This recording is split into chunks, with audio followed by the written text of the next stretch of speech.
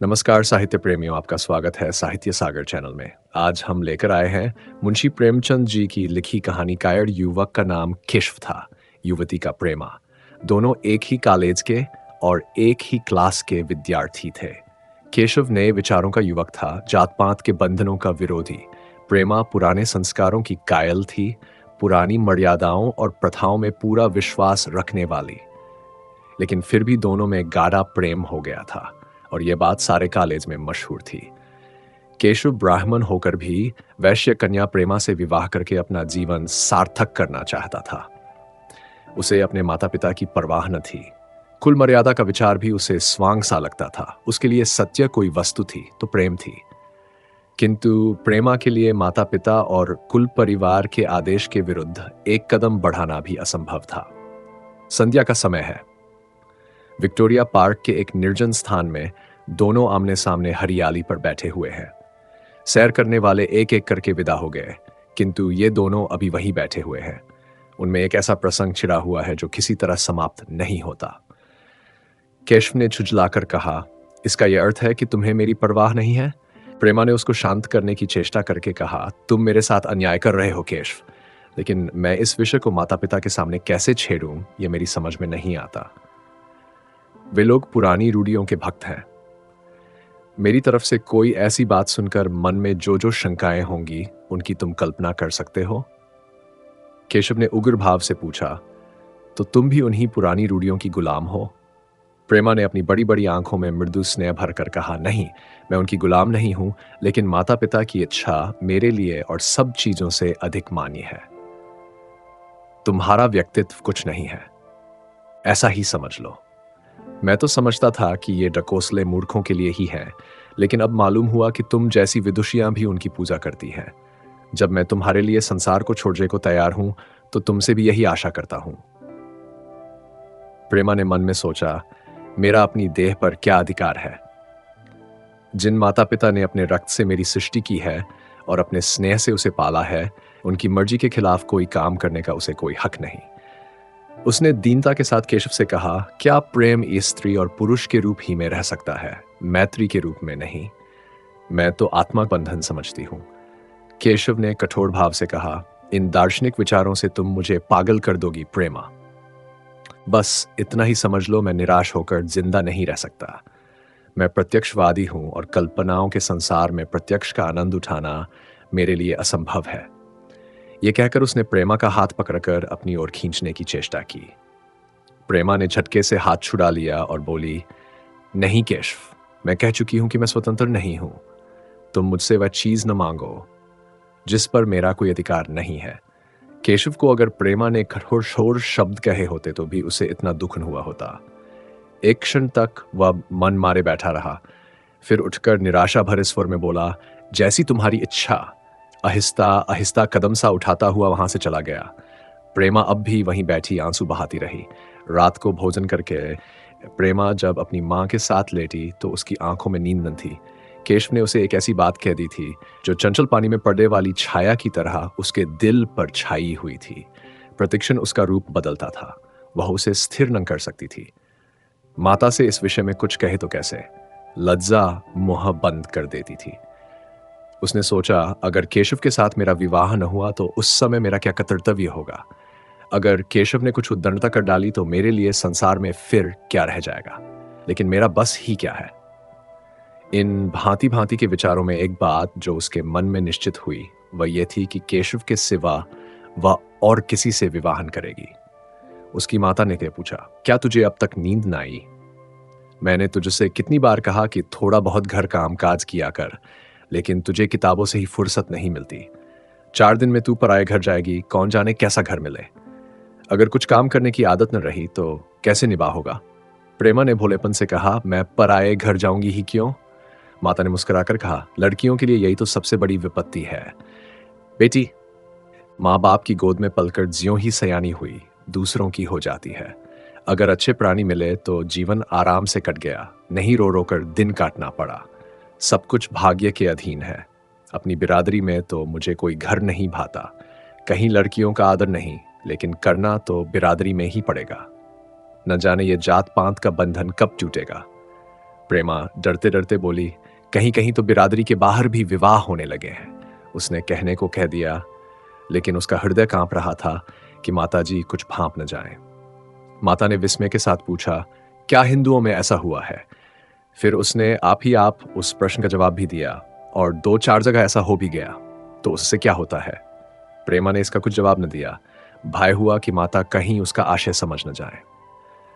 उसका भविष्य एक अंधेरी खाई की तरह उसके सामने मुंह खोले खड़ा था, विस्मानों से निगल जाएगा। उसे न जाने कब नींद आ गई। प्रातःकाल प्रेमा सोकर उठी तो उसके मन में एक विचित्र साहस का उदय हो गया था। सभी महत्वपूर्ण फैसले हम आकस्मिक रूप से कर लिया करते हैं, मानो कोई दैवी शक्ति हमें उनकी ओर खींच ले जाती है। वही हालत प्रेमा की थी। कल तक वह माता पिता के निर्णय को मान्य समझती थी, पर संकट को सामने देखकर उसमें उस वायु की हिम्मत पैदा हो गई थी जिसके सामने कोई पर्वत आ गया हो।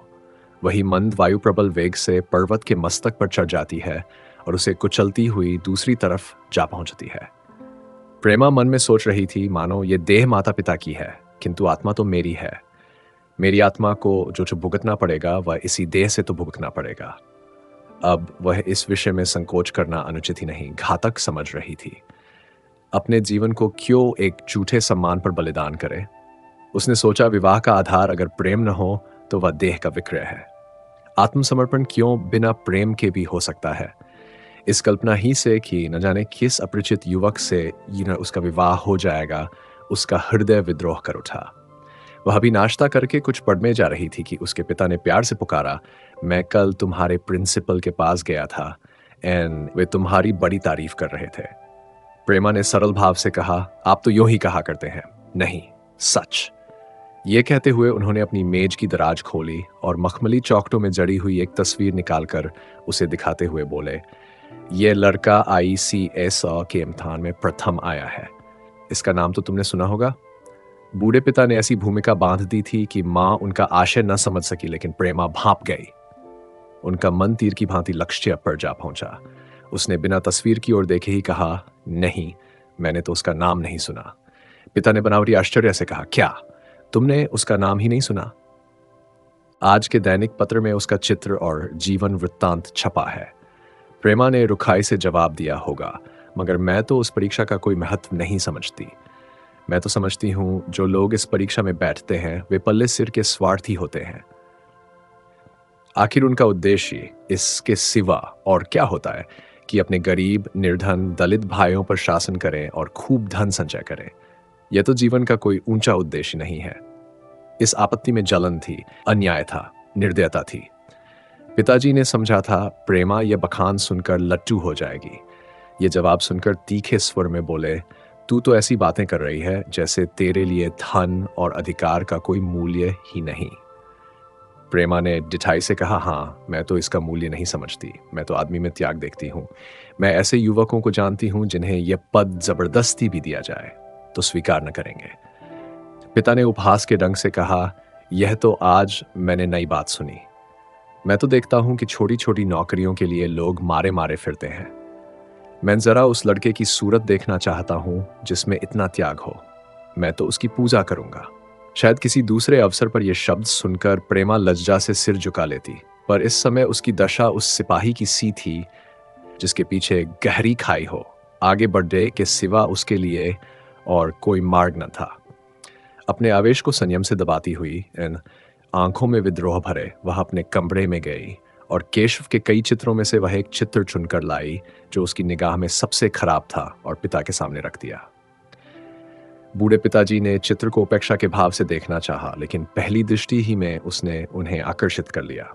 ऊंचा कद था और दुर्बल होने पर भी उसका गठन स्वास्थ्य और संयम का परिचय दे रहा था। मुख पर प्रतिभा का तेज न था, पर विचारशीलता का कुछ ऐसा प्रतिबिंब था जो उसके मन में विश्वास पैदा करता था। उन्होंने उस चित्र की ओर देखते हुए पूछा, यह किसका चित्र है? प्रेमा ने संकोच से सिर झुकाकर कहा, यह मेरे ही क्लास में पढ़ते हैं, अपनी ही बिरादरी का है। प्रेमा की मुखमुद्रा धूमिल हो गई। इसी प्रश्न के उत्तर पर उसकी किस्मत का फैसला हो जाएगा। उसके मन में पछतावा हुआ कि व्यर्थ में इस चित्र को यहां लाई। उसमें एक क्षण के लिए जो दृढ़ता आई थी वह इस पैने प्रश्न के सामने कातर हो उठी। दबी हुई आवाज में बोली, जी नहीं, वह ब्राह्मण है। और ये कहने के साथ ही क्षुब्ध होकर कमरे से निकल गई, मानो यहाँ की वायु में उसका गला घुटा जा रहा हो, और दीवार की आड़ में होकर रोने लगी।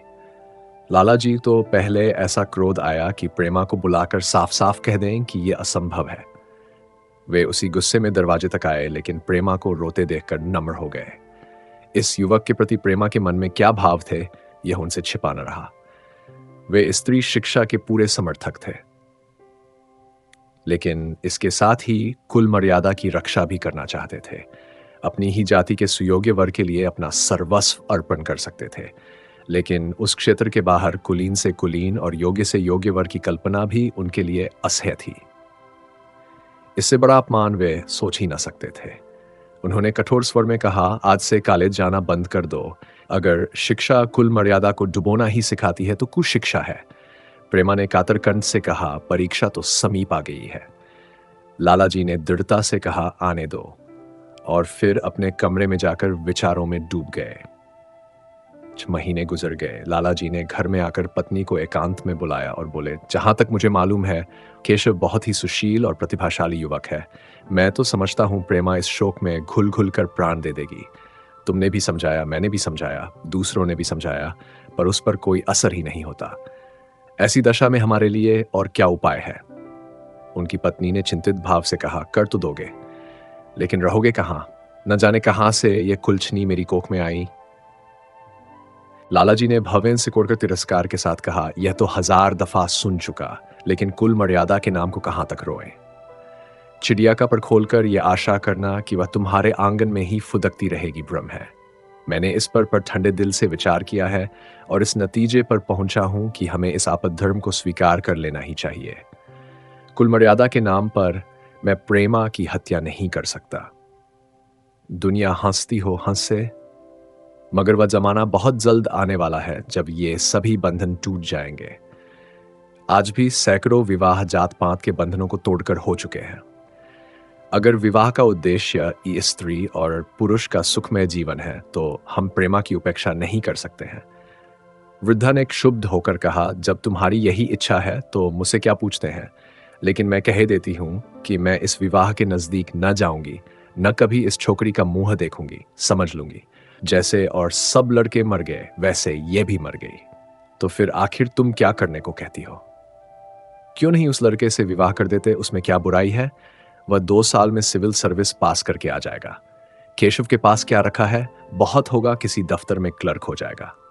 और अगर प्रेमा प्राण हत्या कर ले तो कर ले। तुम तो उसे और शह देते हो। जब उसे हमारी परवाह नहीं है तो हम उसके लिए अपने नाम को क्यों कलंकित करें? प्राण हत्या करना कोई खेल नहीं है, यह सब धमकी है। मन घोड़ा है, जब तक उसे लगाम न दो कुएं पर हाथ भी न रखने देगा। जब उसके मन का यह हाल है तो कौन कहे केशव के साथ ही जिंदगी भर निबाह करेगी। जिस तरह आज उससे प्रेम है, उसी तरह कल दूसरे से हो सकता है। तो क्या पत्ते पर अपना मांस बिकवाना चाहते हो? लालाजी ने स्त्री को प्रश्न सूचक दृष्टि से देखकर कहा, और अगर वह कल खुद जाकर केशव से विवाह कर ले तो तुम क्या कर लोगी? फिर तुम्हारी कितनी इज्जत रह जाएगी? वह चाहे संकोचवश या हम लोगों के लिहाज से यूं ही बैठी रहे, पर यदि जिद पर कमर बांध ले, हम तुम कुछ नहीं कर सकते। इस समस्या का ऐसा भीषण अंत भी हो सकता है, यह इस वृद्धा के ध्यान में भी ना आया था। यह प्रश्न बम के गोले की तरह उसके मस्तक पर गिरा। एक क्षण तक वह अवाकी बैठी रह गई, मानो इस आहात ने उसकी बुद्धि की धज्जियां उड़ा दी हों। फिर पराभूत होकर बोली, तुम्हें अनोखी ही कल्पनाएं सूझती हैं। मैंने तो आज तक कभी भी नहीं सुना कि किसी कुलीन कन्या ने अपनी इच्छा से विवाह किया है। तुमने न सुना हो, लेकिन मैंने सुना है और देखा है, और ऐसा होना बहुत संभव है। जिस दिन ऐसा होगा उस दिन तुम मुझे जीती न देखोगे। मैं ये नहीं कहता कि ऐसा होगा ही, लेकिन होना संभव है। तो जब ऐसा होना है तो इससे तो यही अच्छा है कि हम ही इसका प्रबंध करें। जब नाक ही कट रही है तो तेज छुरी से क्यों न कटे? कल केशव को बुलाकर देखो क्या कहता है। केशव के पिता सरकारी पेंशनर थे, मिजाज के चिड़चिड़े और कृपण। धर्म के आडंबरों में ही उनके चित्त को शांति मिलती थी, कल्पना शक्ति का अभाव था। किसी के मनोभावों का सम्मान न कर सकते थे। वे अब भी उस संसार में रहते थे जिसमें उन्होंने अपने बचपन और जवानी के दिन काटे थे। नवयुग की बढ़ती हुई लहर को वे सर्वनाश कहते थे और कम से कम अपने घर को दोनों हाथों और दोनों पैरों का जोर लगाकर उससे बचाए रखना चाहते थे। इसलिए जब एक दिन प्रेमा के पिता उसके पास पहुंचे और केशव से प्रेमा के विवाह का प्रस्ताव किया, तो बूढ़े पंडित जी अपने आप में न रह सके। धुंधली आंखें फाड़कर बोले, आप भंग तो नहीं खा गए हैं? इस तरह का संबंध और चाहे जो कुछ हो, विवाह नहीं है। मालूम होता है आपको भी नए जमाने की हवा लग गई। बूढ़े बाबूजी ने नम्रता से कहा, मैं खुद ऐसा संबंध नहीं पसंद करता। इस विषय में मेरे भी वही विचार है जो आपके, पर बात ऐसी आ पड़ी है कि मुझे विवश होकर आपकी सेवा में आना पड़ा। आजकल के लड़के और लड़कियां कितने स्वेच्छाचारी हो गए हैं, अब ये तो आप जानते ही हैं। हम बूढ़े लोगों के लिए अब अपने सिद्धांतों की रक्षा करना कठिन हो गया है। मुझे भय है कि कहीं ये दोनों निराश होकर अपनी जान पर ना खेल जाए। बूढ़े पंडित जी जमीन पर पांव पटकते हुए गर्ज उठे, आप क्या कहते हैं साहब? आपको शर्म नहीं आती? हम ब्राह्मण हैं और ब्राह्मणों में भी कुलीन। ब्राह्मण कितने ही पतित हो गए हो, इतने मर्यादा शून्य नहीं हुए हैं कि बनिए बक्कालों की लड़की से विवाह करते फिरे। जिस दिन कुलीन ब्राह्मणों में लड़कियां न रहेंगी, उस दिन यह समस्या उपस्थित हो सकती है। मैं कहता हूं, आपको मुझसे यह बात कहने का साहस कैसे हुआ? बूढ़े बाबूजी जितना ही दबते थे, उतना ही पंडित जी बिगड़ते थे। यहां तक कि लाला जी अपना अपमान ज्यादा न सह सके और अपनी तकदीर को कोसते हुए चले गए। उसी वक्त केशव कॉलेज से आया। पंडित जी ने तुरंत उसे बुलाकर कठोर कंठ से कहा, मैंने सुना है तुमने किसी बनिए की लड़की से अपना विवाह कर लिया है। यह खबर कहां तक सही है? केशव ने अनजान बनकर पूछा, आपसे किसने कहा? किसी ने कहा। मैं पूछता हूं, यह बात ठीक है या नहीं? अगर ठीक है और तुमने अपनी मर्यादा को डुबाना निश्चय कर लिया है, तो तुम्हारे लिए हमारे घर में कोई स्थान नहीं। तुम्हें मेरी कमाई का एक धेला भी नहीं मिलता। मेरे पास जो कुछ है वह मेरी अपनी कमाई है। मुझे अख्तियार है कि मैं उसे जिसे चाहूं दे दूं। तुम यह अनीति करके मेरे घर में कदम नहीं रख सकते। केशव पिता के स्वभाव से परिचित था। प्रेमा से उसे प्रेम था। वह गुप्त रूप से प्रेमा से विवाह कर लेना चाहता था। बाप हमेशा तो बैठे न रहेंगे। माता के स्नेह पर उसे विश्वास था। उस प्रेम की तरंग में वह सारे कष्टों को झेलने के लिए तैयार मालूम होता था। लेकिन जैसे कोई कायर सिपाही बंदूक के सामने जाकर हिम्मत खो बैठता है और कदम पीछे हटा लेता है, वही दशा केशव की हुई। वह साधारण युवकों की तरह सिद्धांतों के लिए बड़े बड़े तर्क कर सकता था, जबान से उनमें अपनी भक्ति की दोहाई दे सकता था, लेकिन इसके लिए यातनाएं झेलने की सामर्थ्य उसमें न थी। अगर वह अपनी जिद पर अड़ा और पिता ने भी अपनी टेक रखी, तो उसका कहां ठिकाना लगेगा? उसका जीवन ही नष्ट हो जाएगा। उसने दबी जबान से कहा, जिसने आपसे यह कहा है बिल्कुल झूठ कहा है। पंडित जी ने तीव्र नेत्रों से देखकर कहा, तो यह खबर बिल्कुल गलत है? जी हाँ, बिल्कुल गलत। तो तुम आज ही इसी वक्त उस बनिए को खत लिख दो और याद रखो कि अगर इस तरह की चर्चा फिर कभी उठी तो तुम्हारा सबसे बड़ा शत्रु होगा। बस जाओ। केशव और कुछ न कह सका। वह यहां से चला तो ऐसा मालूम होता था कि पैरों में दम नहीं है। दूसरे दिन प्रेमा ने केशव के नाम यह पत्र लिखा, प्रिय केशव, तुम्हारे पूज्य पिताजी ने लाला जी के साथ जो अशिष्ट और अपमानजनक व्यवहार किया है, उसका हाल सुनकर मेरे मन में बड़ी शंका उत्पन्न हो रही है। शायद उन्होंने तुम्हें भी डांट फटकार बताई होगी। ऐसी दशा में मैं तुम्हारा निश्चय सुनने के लिए विकल हो रही हूं। तुम्हारे साथ हर तरह का कष्ट झेलने को तैयार हूं। मुझे तुम्हारे पिताजी की संपत्ति का मोह नहीं है। मैं तो केवल तुम्हारा प्रेम चाहती हूं और उसी में प्रसन्न हूं। आज शाम को यहीं आकर भोजन करो। दादा और माँ दोनों तुमसे मिलने के लिए बहुत इच्छुक है। मैं वह स्वप्न देखने में मग्न हूं जब हम दोनों उस सूत्र में बांध जाएंगे जो टूटना नहीं जानता, जो बड़ी से बड़ी आपत्ति में भी अटूट रहता है। तुम्हारी प्रेमा। संध्या हो गई और इस पत्र का कोई जवाब ना आया। उसकी माता बार बार पूछती थी, केशव आए नहीं? बूढ़े लाला भी द्वार की ओर आंख लगाए बैठे थे। यहां तक कि रात के 9 बज गए, पर न तो केशव ही आए न उनका पत्र। प्रेमा के मन में भांति भांति के संकल्प विकल्प उठ रहे थे। कदाचित उन्हें पत्र लिखने का अवकाश न मिला होगा, या आज आने की फुर्सत न मिली होगी। कल अवश्य आ जाएंगे। केशव ने पहले उसके पास जो प्रेम पत्र लिखे थे, उन सबको उसने फिर पढ़ा। उनके एक एक शब्द से कितना अनुराग टपक रहा था। उनमें कितना कंपन था, कितनी विकलता, कितनी तीव्र आकांक्षा। फिर उसे केशव के वे वाक्य याद आए जो उसने सैकड़ों ही बार कहे थे। कितनी बार वो उसके सामने रोया था। इतने प्रमाणों के होते हुए निराशा के लिए कहाँ स्थान था, मगर फिर भी सारी रात उसका मन जैसे सूली पर टिंगा रहा। प्रातःकाल केशव का जवाब आया। प्रेमा ने कांपते हुए हाथों से पत्र लेकर पढ़ा। पत्र हाथ से गिर गया। ऐसा जान पड़ा मानो उसकी देह का रक्त स्थिर हो गया हो। लिखा था, मैं बड़े संकट में हूं कि तुम्हें क्या जवाब दूं। मैंने इधर इस समस्या पर खूब ठंडे दिल से विचार किया है और इस नतीजे पर पहुंचा हूं कि वर्तमान दशाओं में मेरे लिए पिता की आज्ञा की उपेक्षा करना दुस्सह है। मुझे कायर न समझना। मैं स्वार्थी भी नहीं हूं, लेकिन मेरे सामने जो बाधाएं हैं उन पर विजय पाने की शक्ति मुझ में नहीं है। पुरानी बातों को भूल जाओ। उस समय मैंने इन बाधाओं की कल्पना न की थी। प्रेमा ने एक लंबी गहरी जलती हुई सांस खींची और उस खत को फाड़कर फेंक दिया।